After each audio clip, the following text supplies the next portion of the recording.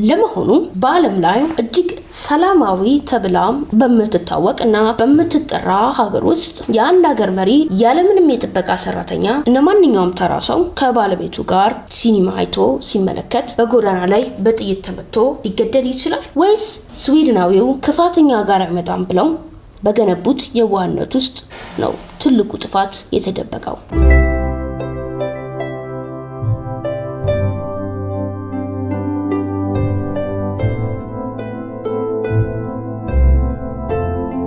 ዛሬ የምናወራው ስለ ኦሎፍ ፓልሜ ነው።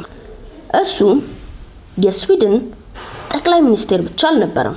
እሱ የአሜሪካን የቬትናም ጦርነት የተቃወመ፣ አፓርታይድን የተዋጋ እናም በዓለም አቀፍ ፖለቲካ ውስጥ ትልቅ ድምጽ የነበረው ሰው ነው። ነገር ግን በየካቲት 28 1986 ዓመተ ምህረት የሌሊት ብርድ ስዊድን ለዘላለም ተለወጠች። በደንብ ስሙኝ።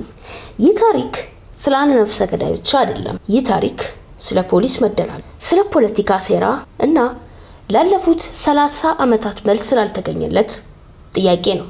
የስዊድን ንጽህና የቆሰለበት ሌሊት። ኦሎፍ ፓልሜ የተወለደው ከሀብታም ቤተሰብ ቢሆንም ምርጫው ግን የድሆችና የሰራተኛው ወገን መሆን ነበረ። ሶሻል ዲሞክራት ነው። ንግግሮቹ እንደ እሳት ይነዳሉ። በዓለም ዙሪያ ያሉ አምባገነኖችን ይገስጻል። በእርግጥ ፓልሜ ጠላቶች አልነበሩትም ማለት አይቻልም። እንዲያውም በገዛ ሀገሩ ያሉ የቀኝ አክራሪዎች፣ የጦር መኮንኖችና የንግድ ባለቤቶች ይህ ሰው ሀገሪቱን ወደ ኮሙኒዝም እየመራት ነው ብለው ይጠሉታል። ነገር ግን ስዊድን ናት። ስዊድን ውስጥ ፖለቲከኞች ያለ ጥበቃ በባቡር ይሄዳሉ፣ ግሮሰሪ ይገዛሉ። ፓልሜም ያንን ነፃነት ይወድ ነበር። ፌብሩዋሪ 28 1986 ፓልሜ ለጥበቃ ሰራተኞቹ ዛሬ አታስፈልጉኝም ብሎ አሰናበታቸው። ከባለቤቱ ኤሊዛቤት ጋር ዘ ብራዘርስ ሞዛርት የሚል ፊልም ለማየት ወደ ግራንድ ሲኒማ ሄዱ። ፊልሙ አልቆ ከምሽቱ 11 ሰዓት ከ21 ላይ ጥንዶቹ በበረሃ በተሸፈነው የስቶክሆልም ጎዳና እግራቸው መጓዝ ጀመሩ። ከኋላቸው አንድ ጥላ ይከተላቸው ነበረ። ፓልሜና ኤሊዛቤት አንዲት ሱቅ ፊት ለፊት ቆመው ልብስ ሲመለከቱ ያ ጥላ ቀረባቸው። በሰከንዶች ውስጥ 2 ጥይቶች ተተኮሱ። አንደኛው ፓልሜን በጀርባ በኩል አልፎ ህይወቱን ወዲያውኑ አጠፋው። ሁለተኛው ኤሊዛቤትን በትንሿ ቆሰላት። ነፍሰ ገዳዮቹ በደረጃዎች በኩል አምልጦ ጠፋ። እዚያ ጋር ነው ትልቁ ድራማ የሚጀመረው። የስዊድን ፖሊስ እንዲህ አይነት ነገር ገጥሞት አያውቅም። ግድያው የተፈጸመበት ቦታ በደንብ አላጠሩም ነበር። ሰዎች በደሙ ላይ ይረግጡ ነበር። ጥይቶቹን ያገኘው ፖሊስ ሳይሆን አንድ ተራ ሰው ነው። የከተማዋ መውጫ መንገዶች ወዲያውኑ አልተዘጉም። ነፍሰ ገዳዩን ለማግኘት የነበራቸው ወርቃማ ሰዓት በከንቱ ባከነ። የፖሊስ አዛዡ ሃንስ ሆልመር የወንጀል ምርመራ ልምድ ባይኖረውም ምርመራውነት በበላይነት ተቆጣጠረ። እናም ኩርዶች ናቸው የገደሉት በሚል አንድ አባዜ ውስጥ ገባ። በመቶዎች የሚቆጠሩ ኩርዶችን አሰረ። ያለምንም ማስረጃ አልነበረም። የፖሊስ ምርመራው እንደ ኮሜዲ ፊልም መሆን ጀመረ። አመታት አለፉ። ፖሊስ በ1988 ክሪስታል ፒተርሰን የተባለ የጎዳና ላይ ተሳዳቢና የአደንዛዥ ሱሰኛን ያዘ።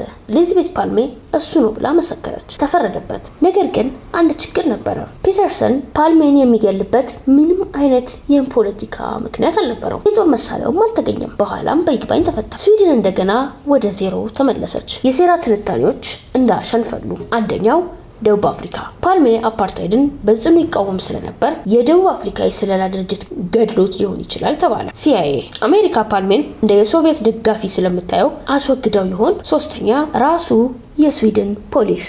በፖሊስ ውስጥ ያሉ ቀኝ አክራሪዎች በፓልሜ ጥላቻ ተነሳስተው ራሳቸው ገድለውት ምርመራውን አበለሻሽተውት ነው ይሆን? እያንዳንዱ ሀሳብ የሚያሳምር ማስረጃ አለው፣ ግን ደግሞ ምንም ማረጋገጫ የለውም። በ2020 እንደ አውሮፓውያን አቆጣጠር የስዊድን አቃቤ ሕግ ያልተጠበቀ መግለጫ ሰጠ። ግድያ የተፈጸመው ስቲግ ኢንግስትሮም በተባለ ሰው ነው አሉ። ይህ ሰው በወቅቱ የስካንዲያ ሰው ተብሎ ይታወቅ ነበር። እሱ የግድያው ምስክር ነኝ ብሎ ለፖሊስ ደጋግሞ ቃሉን የሰጠ ሰው ነው። ኢንግስትሮም በ2000 ዓ.ም ራሱን አጥፍቶ ሞቷል። ፖሊስ እሱ ነው ቢልም ምንም አይነት አዲስ የቴክኒክ ማስረጃ ወይም ፎረንሲክ አላቀረበም።